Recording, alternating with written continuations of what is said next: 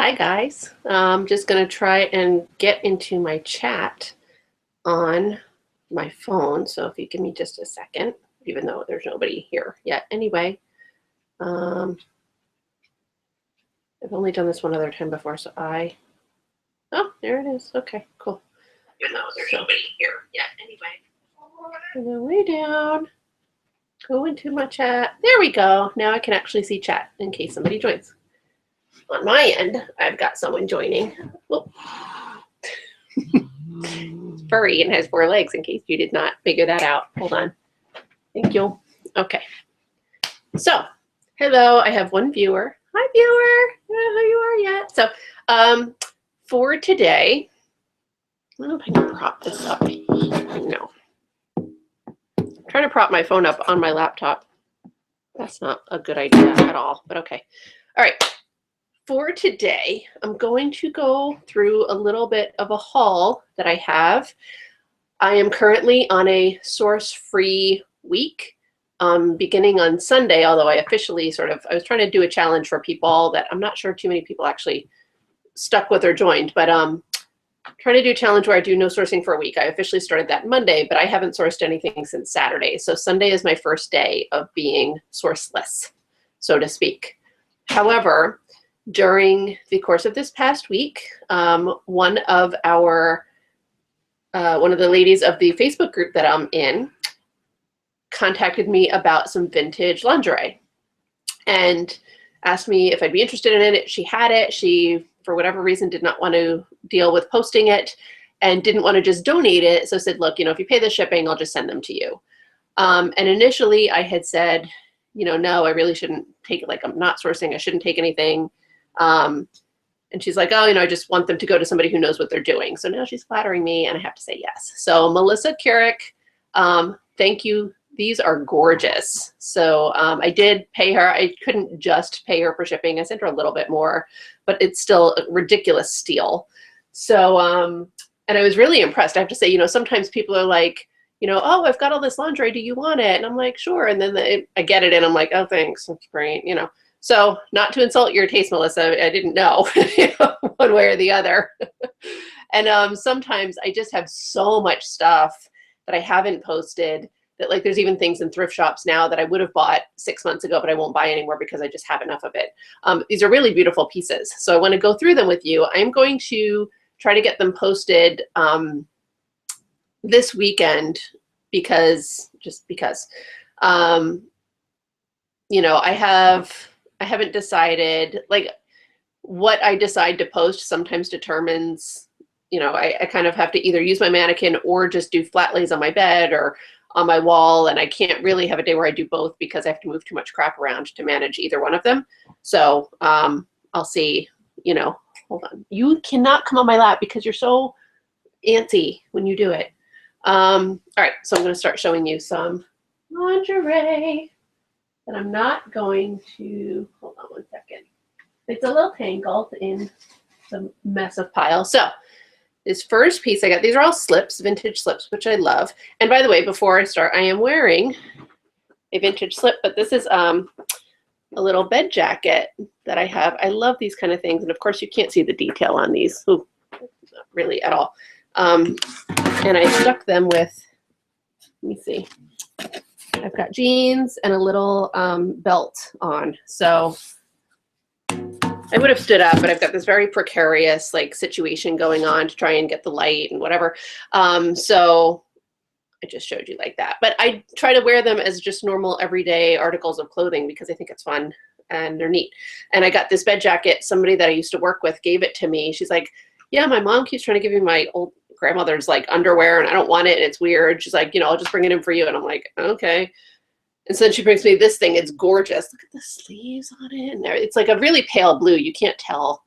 But I just love the, it's beautiful. And she gave me another full length 1940s, nightgown. It's stunning.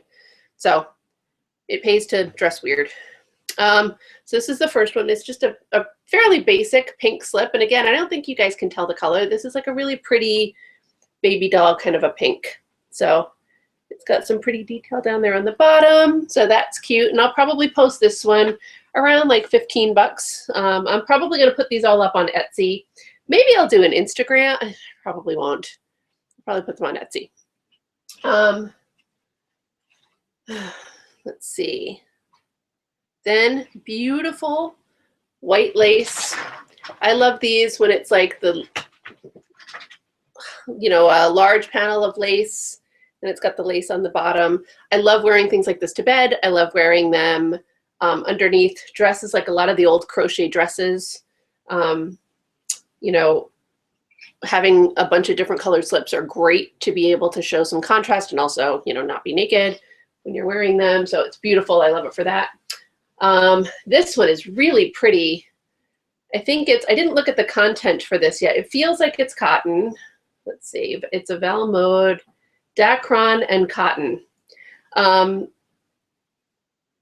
Let's see. So it's white, but this is the bodice of it.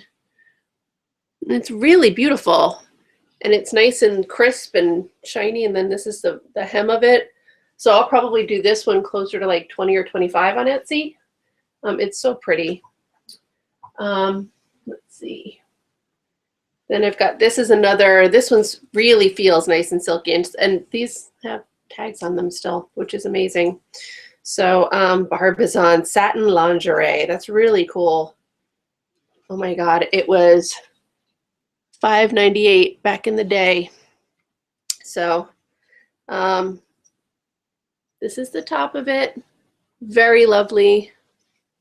And again, nice little hem, super silky. This feels amazing. I mean, it feels like a silk satin. It's very pretty.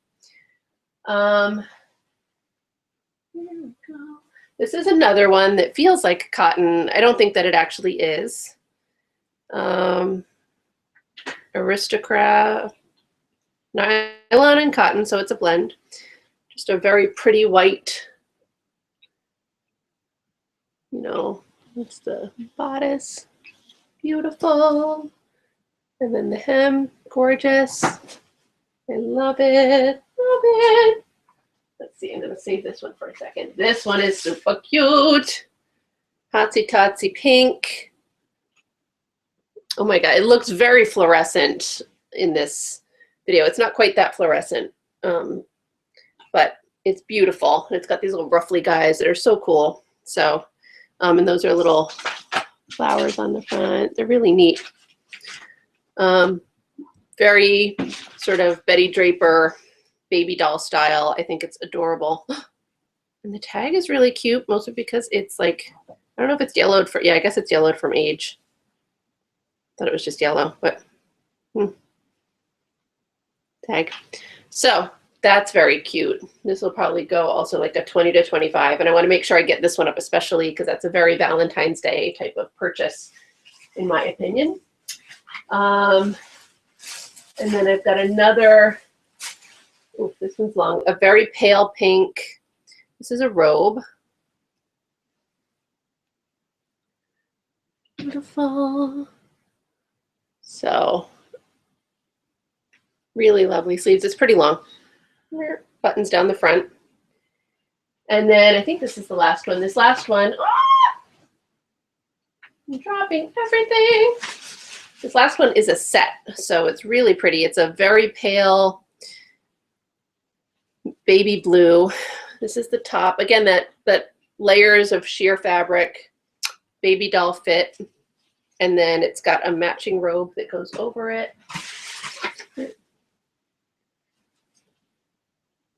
There, beautiful. Very pretty sleeves. And even, you know, I always tend to go for Mad Men as the comparison, but even I love watching Masters of Sex. So, you know, Libby wears a lot of this kind of stuff in there too. So it's a lot of fun. So that's all some vintage lingerie that I got from another reseller. And, you know, that's one of the benefits of networking and stuff is that, you know, you can set things like this up with people.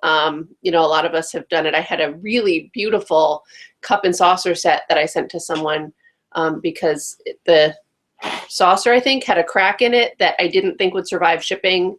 And it just wasn't really worth it to bother selling. And so I sent it to her because she makes these beautiful creations out of these cups and saucers. They're amazing. So it's fun to be able to send your stuff off to other people when you know that you're not going to do it, anything with it. And it's nice to know that it's being appreciated. And, you know, oh my God, she got all of these in this box and they fit so nicely, and I'm just not able to get them back in there properly. So, so that was great. So I don't consider that cheating because I didn't go into a thrift store and tempt myself, and, you know, it is bringing more inventory into the house, but it was a special situation, and it wasn't, you know, a big thing for me. It's sort of resisting that pull. You know, I had to go out this morning, and I had to go like do pet sitting, but it's very easy. Like while I'm out, I could go do this. And especially if I'm watching other people's haul videos or, you know, looking at stuff on Facebook, I'm like, oh my God, you know, like, one of you ladies, I cannot remember who because I just binge watched so many videos, but got a really awesome vintage Cinderella sheet, you know, and so you see stuff like that and you're like, oh, what's at my thrift store right now? You know, it's exciting, huh? So, but I resisted. Yay. In other news, let me see. I've been taking some best offers on eBay, so that's working out well for me, I think. It'd be really awesome if the people who accepted the best offers would like pay for them. That would be nice. I've got one item to ship out today. One item, somebody made me an offer on something, but like she asked a question.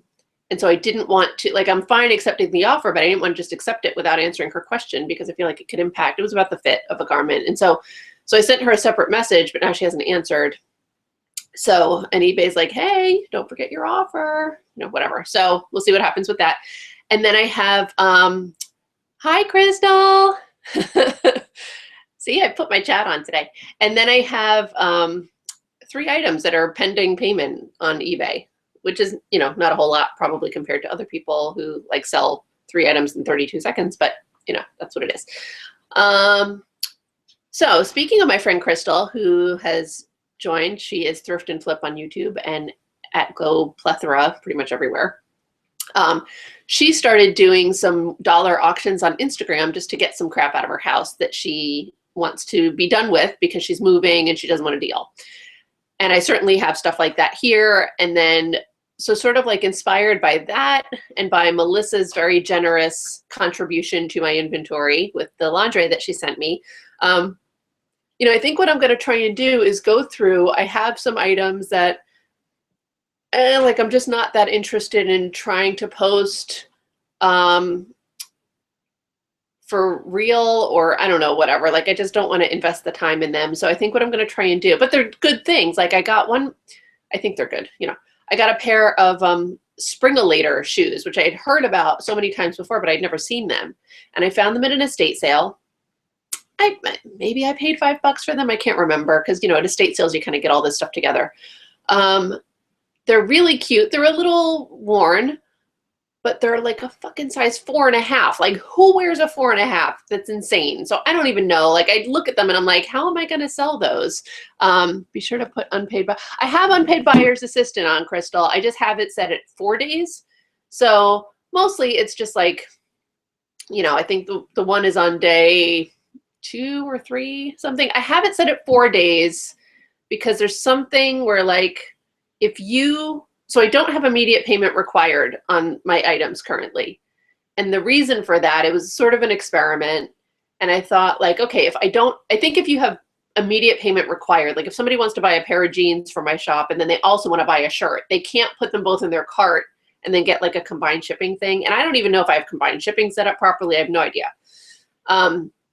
But I guess they would just have to buy each item individually. So I did it as an experiment to see if it would increase my sales. I don't know that it has, but I think in order to do that, there's somehow where if people put stuff in their car, like, I don't know, like it, I used to have unpaid item assistant set at 2 days. And because I did this immediate payment not required, it wouldn't let me keep it at 2 days. So I put it to 4 and I'm like, whatever. I don't remember what the reason was, but it was something they wouldn't let me do. So I might put immediate payment back on. I don't know. I mean, the bottom line is this is not stuff that's like, you know, it's stuff that's been sitting in my shop for a while anyway. It's not like some rare, unusual thing that I put up and somebody, you know, immediately stuck in their cart and now I could have made 12 sales on it and it hasn't happened. Like, that's not the case here. So ultimately, it doesn't really hurt me. You know, it takes the item off the market for a few days, but I think that then I, you know, I just relist it and it's a new item at that point. So whatever. I don't mind being lenient for the time being. It's not really inconveniencing me. It's just, I look at something, I'm like, did they pay yet? And that's it. That's as inconvenienced as I get. So let me see. You can do 2 days without immediate payment, but I do both. Okay, I'll have to look at it. I remember that it was saying like that I couldn't do it, and I can't remember what the reason why was. But, you know. My friend coffee. So anyway, inspired by Crystal's dollar auctions and Melissa's very generous contribution of lingerie, I think what I'm going to do is find a bunch of stuff. And I don't know that I'm going to do auctions on Instagram because I just don't want to put in the work. It's just, yeah, it is just annoying. I don't want to put in that much work, I don't think, because Crystal, I'm sure that it's been, you know, pretty labor intensive for you to try and get rid of some stuff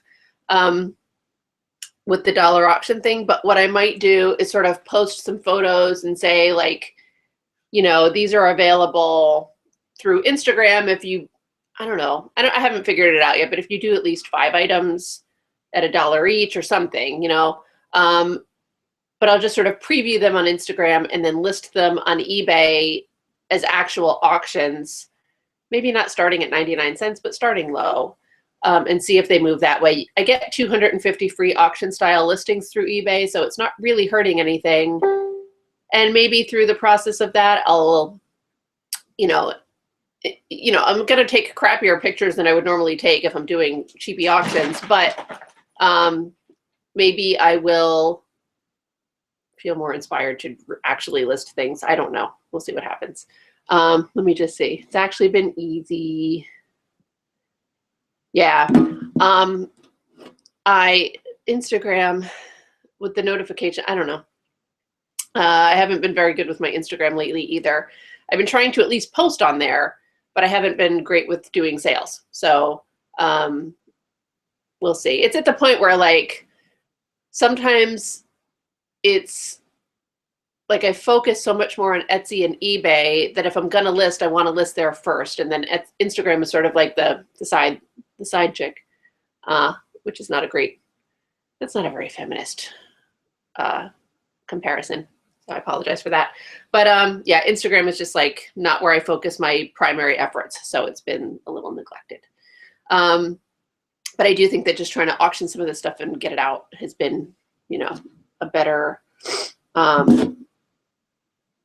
tactic. So because I realized, you know, through my little sourceless week, and like I said in another video, you know, someone posted about how much she spent in an entire year. And granted, she's not shopping like a crazy person like I am, but, you know, the amount of money that I spent in 1 month at one thrift store was frightening.